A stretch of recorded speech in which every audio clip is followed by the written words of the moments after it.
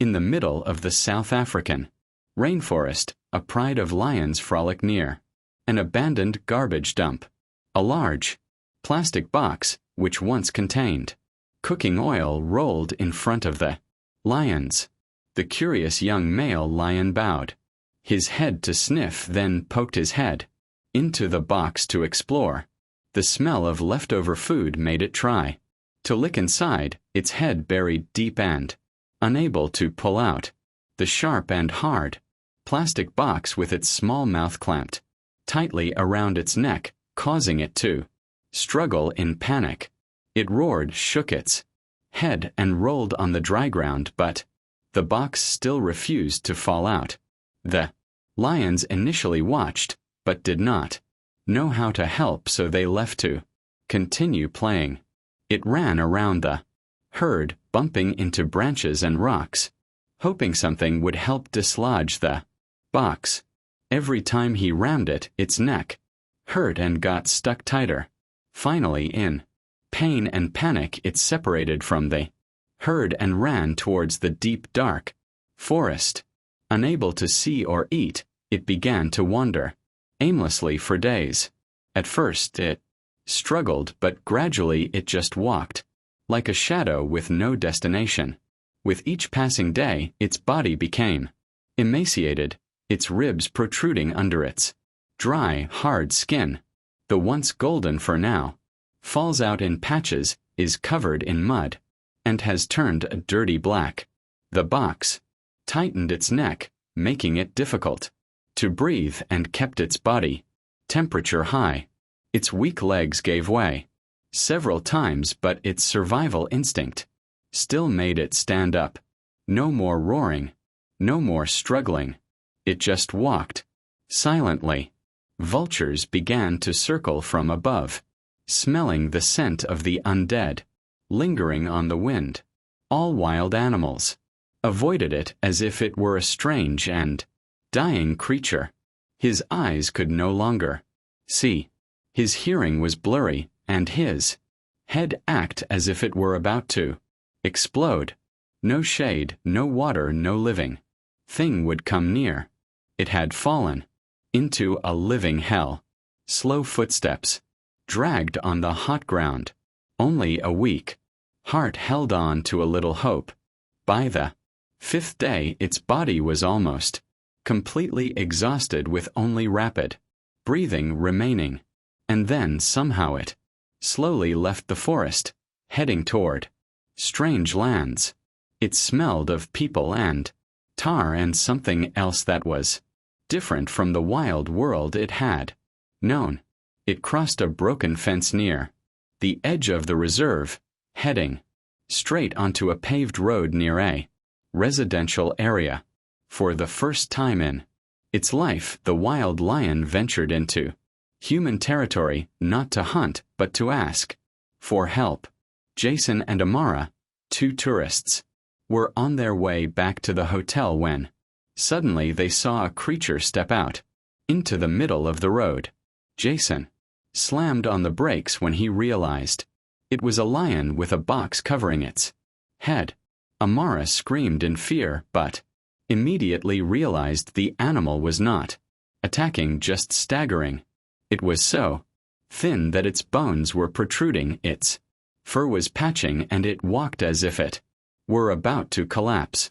Jason calmly pulled out his phone and called the park's emergency number as instructed by the tour guide. Amara took the water bottle and cake and placed them gently on the side of the road, keeping her distance so as not to cause panic. The operator confirmed that rangers were arriving, asked them to mark their location and avoid close contact. Jason tied his white shirt to a tree branch by the roadside as an easily identifiable sign. Amara held Jason's hand, her eyes never leaving the lion, lying gasping for breath at the side of the road. It has reached the end of its endurance, waiting only for a saving hand or accepting the end. About 30 minutes later, a conservation truck pulled up with 2 rangers, Reuben and Tabo, in it. The two quickly got out of the carrying stun guns, nets, ropes, and a large iron cage. Reuben surveyed the scene and signaled for Jason and Amara to retreat to safety. Tabo stepped forward slowly, aiming the tranquilizer gun at the lion's calf. A pop sound rang out. The small needle pierced into its hind thigh, causing it to jerk and collapse. Both rangers approached, checking breathing and neurological response to make sure the drug had taken effect. The box was thoroughly inspected, covered with dirt and sand, and gave off a strong stench. Reuben took his scissors and carefully cut each layer of hard plastic off the lion's neck. The wound was so deep that it could be seen from the inside, causing heartache to anyone who saw it. Finally, after a few careful minutes, the plastic box fell down, revealing the lion's head for the first time in days. His head was covered in scratches, his eyes were sunken, his nose was chapped, and his ears were drooping from exhaustion.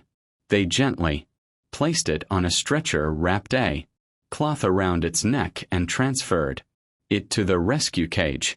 Tabo locked the cage, and Reuben stood there sighing as if he had just survived a life or death rescue. He turned to Jason and Amara, bowed his head in thanks, and said, "You two really saved it." Jason nodded, and Amara wiped her tears away, smiling in relief, knowing she had done the right thing. The pickup truck roared away, carrying the lion, leaving a heavy void behind. In the cage, the lion slept soundly, his chest rising and falling gently like a life being held. And so, from the dead, it had a chance to live again, thanks to brave and kind people. At the sanctuary's medical center, a team of veterinarians was ready to wait. As soon as the vehicle arrived, the lion was taken to an isolation room and placed on an examination table with modern support equipment. The main doctor injected antibiotics, gave 4 fluids and anti-shock drugs to stabilize the patient's life. The neck area is disinfected. The wound is sutured and bandaged with soft gauze and antibacterial solution. They scraped off dirt from the fur, noted ulcers, and identified signs of mild liver damage. The lion remained comatose, but its vital signs stabilized after the first few hours. They monitored every breath, every heartbeat, and took turns staying by his side all night long. The first meal is a liquid meat soup fed through a tube, which helps to prevent the digestive system from going into shock. Its opaque eyes opened slowly the next morning, blinking slightly as if sensing the first light in many days. Everyone smiled as they saw the once nearly dead creature return from despair. 2 weeks passed. The lion gradually recovered, ate better, could walk, and its skin began to heal. New hair grows gradually. Previously lost patches are replaced by short, shiny hair. It began to roar softly in its cage, a natural reflex that gradually returned whenever there was a strange sound. Every day it is taken out into the semi-wild yard to sunbathe, practice walking, and get used to the grass. The doctor's follow-up showed that it was completely healthy and could live independently in the forest again. A month later, Reuben and Tabo take on one final mission to return it to the pasture where it belongs. On the car, he sat in a half-open iron cage, watching the familiar scenery pass by. The car stopped in the north area where the lions once lived and are still present today. Reuben unlocked the cage and stepped back, leaving the door open, light streaming in from the wind. Whispering meadow. The lion stepped out, its feet touching the soft ground, standing still for a few seconds as if sensing his return. From afar a few other lions raised their heads, their eyes looking towards their missing comrade. It took a deep breath, walked slowly toward the bushes, then suddenly turned back. Its eyes met Reuben and Tabo, the people who pulled it back from death and gave it a chance to live. No roar, no step forward, just a silent but grateful look, like a silent goodbye. Then it turned away, disappearing behind the thick bushes where the wind called softly.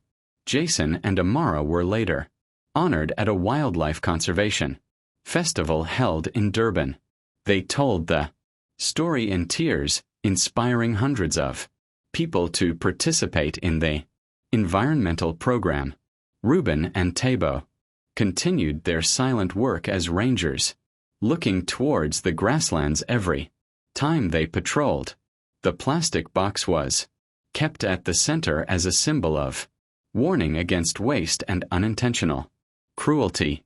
And that lion, now strong and free, became a living testament to the power of humanity.